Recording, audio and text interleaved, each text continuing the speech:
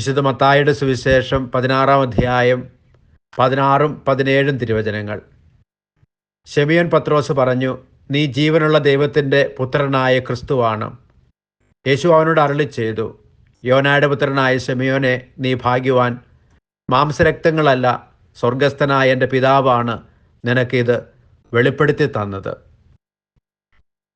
കരുണാമയനായ കർത്താവേ, ഇന്നും ജീവിക്കുന്ന അങ്ങയെക്കുറിച്ചുള്ള അറിവും അത് ഏറ്റുപറയാനുള്ള ധൈര്യവും ഞങ്ങൾക്ക് നൽകണമേ. ആമേൻ. ദൈവം നിങ്ങളെ സമൃദ്ധമായി അനുഗ്രഹിക്കട്ടെ.